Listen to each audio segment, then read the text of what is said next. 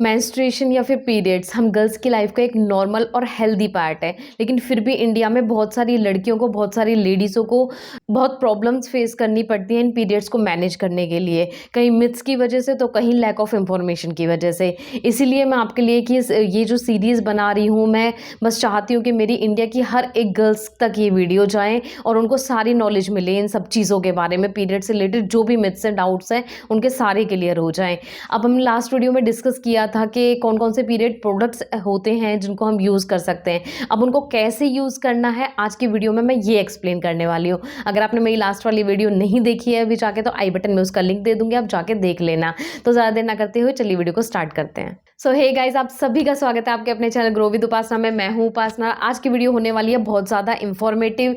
क्योंकि मैं इसमें आपको सजेस्ट करने वाली हूँ कुछ ऐसे प्रोडक्ट्स, जैसे मैंने आपको लास्ट वीडियो में बताए थे पीरियड प्रोडक्ट्स क्या क्या होते हैं, लेकिन इसमें जो मैं पर्सनली यूज़ करती हूँ और मैं अपने एक्सपीरियंस के हिसाब से जो आपको रिकमेंड करूँगी, मैं आज सिर्फ उन प्रोडक्ट्स को आपको बताने वाली हूँ। पैड्स मोस्टली आप यूज़ करते हो, मोस्टली प्रेफर करते हैं। हमारे इंडिया में 129 मिलियन के आसपास एक एवरेज डेटा मैं आपको बता रही हूँ, इतनी वीमेंस पैड्स को एवरी ईयर यूज़ करती हैं। क्योंकि उनको या तो पता नहीं है, इंफॉर्मेशन नहीं है कि हम और भी कोई प्रोडक्ट्स यूज़ कर सकते हैं। तो मैं जस्ट चाहती हूँ कि ये वीडियो सब लेडीज़ के पास पहुँचे, जिससे कि उनकी थोड़ी नॉलेज बढ़े और उन्हें पता चले कि कौन सी चीज़ हमारे लिए सही है और कौन सी चीज़ हमारे लिए सही नहीं है।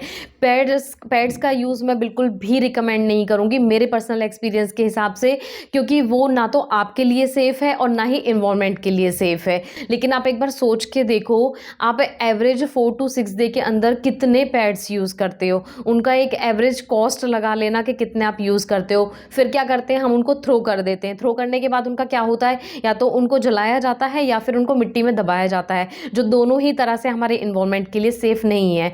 ये बात हो गई इन्वायरमेंट की। अब आपके लिए बताइए कैसे सेफ़ हैं।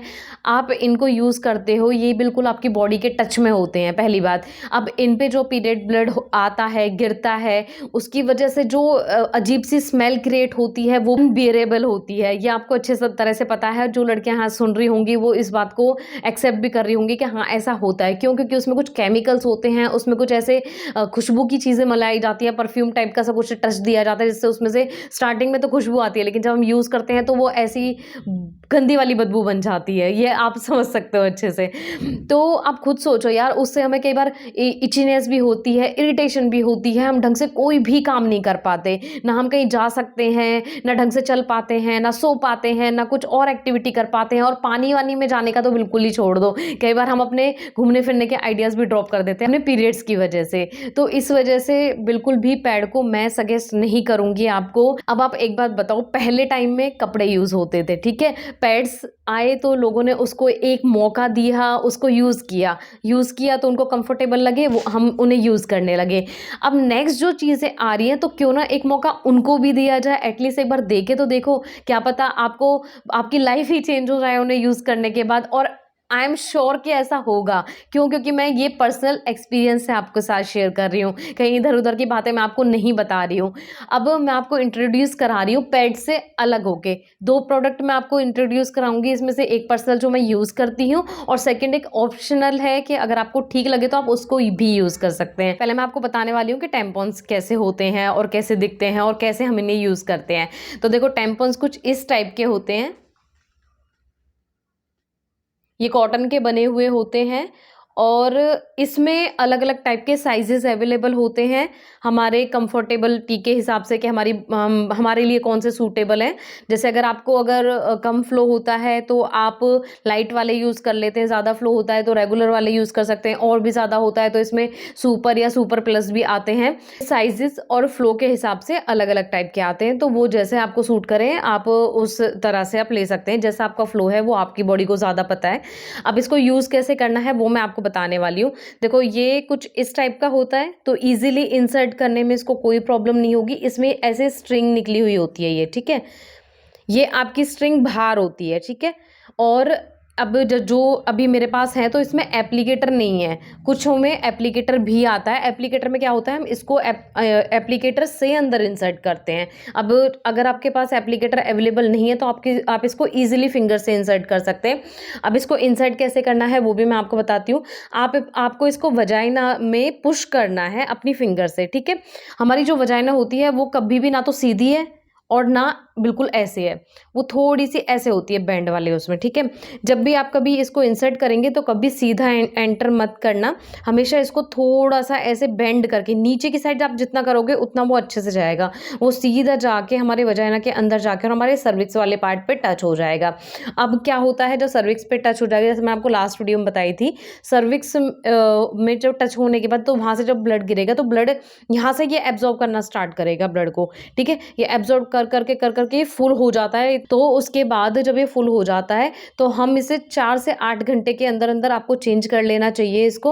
अब इसको निकालना कैसे है, इसको ईजिली ये स्ट्रिंग जो बाहर होती है इसको आपको खींचना है, और इसको वैसे कोई प्रॉब्लम नहीं होती इंसर्ट करने में भी, बट ये और भी ज़्यादा ईजी है इसको पुल करना, इसको निकालना बाहर। तो आप इसे फिर वही रैप करके अपना और आप इसको थ्रो कर सकते हैं। ओके है, कॉस्टली तो मैं इसको ज़्यादा नहीं बोलूँगी, मतलब एवरेज है, बट फिर भी एक एंगल से कॉस्टली ही पड़ता है, क्योंकि ये भी पैड की तरह ये वो यूज़ एंड थ्रो करने वाला है और आपको ईच मंथ इसको बाय भी करना पड़ेगा। तो इस वजह से अगर कोई कंफर्टेबल है इसे यूज़ करने में तो ये ओके है, सिर्फ आपकी सूटेबिलिटी के हिसाब से। जैसे आपको पैड्स को बाहर लगा के यूज़ करना पड़ता है, ये वजाइना के अंदर इंसर्ट होता है, तो आपको प्रॉब्लम्स फेस नहीं करनी पड़ती जो पैड के साथ होते हैं। इरिटेशन हो गया, और भी बहुत सारी चीज़ें होती हैं जो हम daily day to day routine में जो चीज़ें नहीं कर पाते वो आप इसके टैम्पॉन्स के साथ और मेंस्ट्रुअल कप के साथ कर सकते हो। अब इसके लिए आपको ध्यान देने वाली क्या चीज़ें हैं, इसको 4 से 8 घंटा लास्ट होना चाहिए, 8 आवर्स से ज़्यादा आपको इसको बिल्कुल भी यूज़ नहीं करना है। यूज़ करने के बाद अगर आपको कोई भी प्रॉब्लम नहीं हो रही है तो बहुत अच्छी बात है, बट अगर आपको कभी भी ऐसा फील होता है कि आपको वॉमिटिंग का सा कुछ फील हो रहा है या कुछ इरिटेशन हो रहा है या फिर कोई भी ऐसी जेन्युइन प्रॉब्लम, कुछ रैशेस हो गए हैं या कुछ भी ऐसा लग रहा है, तो आपको डॉक्टर से कंसल्ट करना ज़रूरी है, क्योंकि वैसे किसी को ऐसी प्रॉब्लम हुई नहीं है। बट एक चीज़ आपको मेन जो ध्यान रखनी है वो ये है कि इसको ज़्यादा टाइम के लिए अंदर रखे नहीं रहने देना है आपको, ठीक है। वैसे तो ये जैसे ही फुल हो जाएगा तो इसमें से ब्लड निकलेगा तो आपको पता ही चल जाएगा कि ये फुल हो चुका है, बट फिर भी आपको एक एवरेज अपना ध्यान रखना है कि 4 से 8 घंटे बिल्कुल लास्ट होने चाहिए, उससे ज़्यादा इसको यूज़ नहीं करना है। नेक्स्ट है जो मेरा पर्सनल फेवरेट है, जो मैं खुद यूज़ करती हूँ और जो मैं आपको रिकमेंड भी करूँगी कि आप एक बार ज़रूर इसको ट्राई देना। और अगर आपने इसको सीख लिया, ज़्यादा कोई ऐसी हार्ड चीज़ नहीं है कि आप इसको नहीं सीख पाओगे, बहुत ईज़िली सीख लोगे। शुरू में थोड़ी सी प्रॉब्लम होंगी, लेकिन अगर आपने इसको सीख लिया ना तो आपकी लाइफ बहुत ईजी हो जाएगी। तो ये देखो, ये होता है मेंस्ट्रुअल कप, ठीक है। ये कुछ इस टाइप का होता है, बहुत सारी कंपनियों के अलग अलग टाइप के अवेलेबल होती हैं, किसी में स्ट्रिंग छोटी होती है, किसी में और थोड़ी बड़ी होती है, किसी में होती ही नहीं है, बस यहीं पे एक छोटा सा पॉइंट सा होता है। तो ऐसे सबका अलग अलग होता है। ये सिर्फ इस वजह से होता है जब हम इसको निकालते हैं तो इसे खींचने में आसानी होती है। अब ये अब आप सोच रहे होंगे कि यार ये तो इतना बड़ा है तो इसको ये हमारी वजाइना के अंदर कैसे जाएगा। ये ईजिली इंसर्ट हो जाता है, हमारी जो वजाइना होती है वो अपने आप इसको एडजस्ट कर लेती है, बस आपको इसे एक बार अंदर डालना है। अब अंदर कैसे आप डालोगे, इसकी कुछ फोल्ड्स होती हैं जो आपको ध्यान रखनी है अपने हिसाब से, जो आपको सूटेबल लगे या जो आपको कंफर्टेबल लगे आपकी बॉडी के हिसाब से, जैसे आप इसको इंसर्ट कर सको, तो आपको वो फोल्ड यूज़ करनी है इसको इंसर्ट करने के लिए। तो मैं आपको पहले फोल्ड बता दूं, बाकी की चीज़ें मैं आपको बाद में बताती हूँ फिर। तो पहली फोल्ड होती है वो होती है सी फोल्ड। सी फोल्ड आप इसको कैसे करोगे, देखो आपने इसको ऐसे पकड़ा हुआ है, ठीक है, इसको जस्ट ऐसे आपको पुश करना है और ऐसे, ठीक है, खुला हुआ है, इसको ऐसे आपने एक दूसरे से चिपकाए इसकी लेयर्स को और इसको ऐसे किया, ठीक है।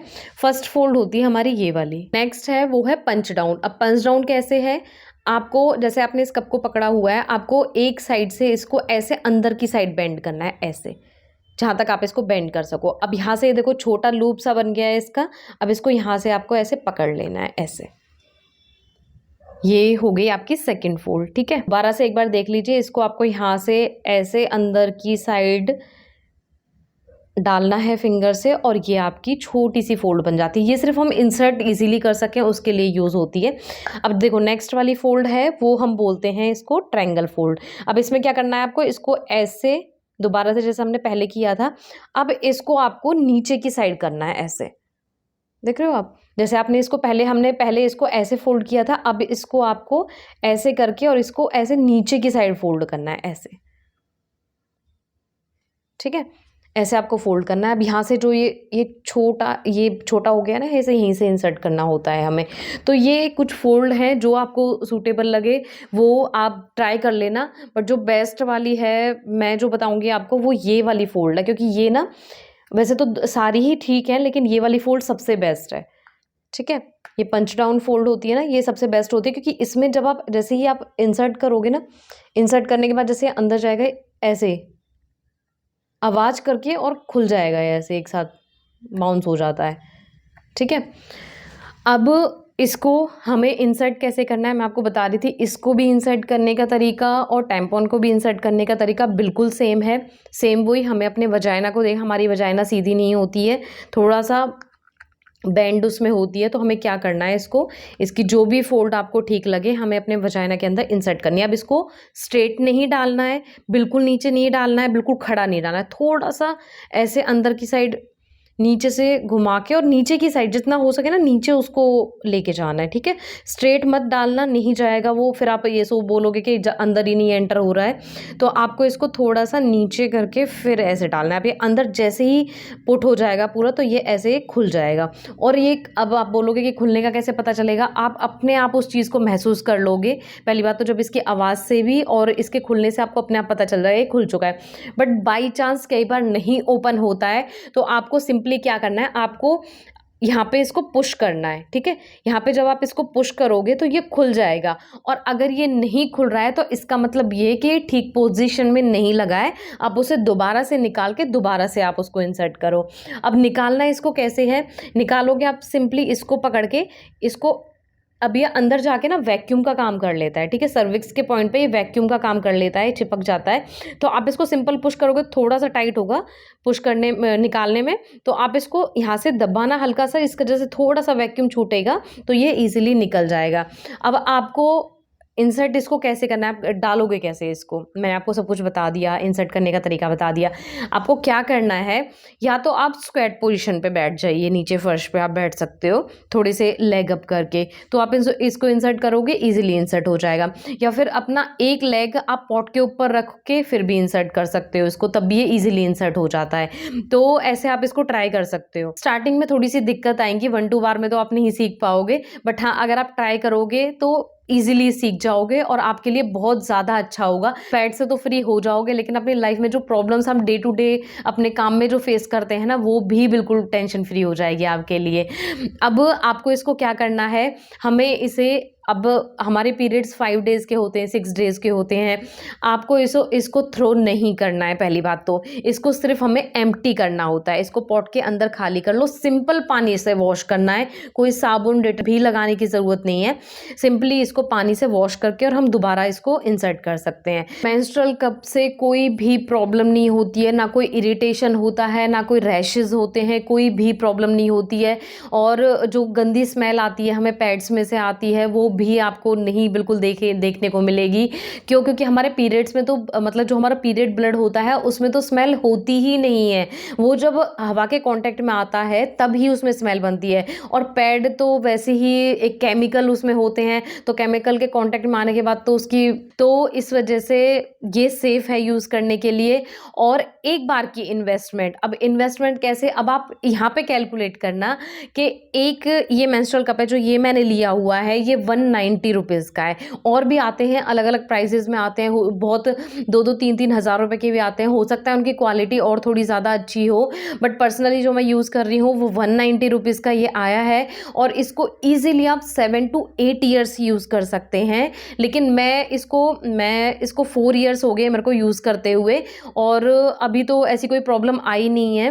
बट आपको क्या देखना है, जैसे अभी इसका कलर देखो, अब इसका कलर बिल्कुल पिंक है, अगर जब आपको ये दिखे कि इसका कलर चेंज होने लगा है, जैसे थोड़ा व्हाइटिश होने लगा है या फिर पिंक में भी कुछ अलग कलर आपको दिख रहा है, तो चेंज करने का टाइम आ गया है, ये सोच लेना। क्योंकि देखो बच्चों की दूध की निप्पल होती है, उसे भी तो हम टाइम टू टाइम चेंज करते हैं ना।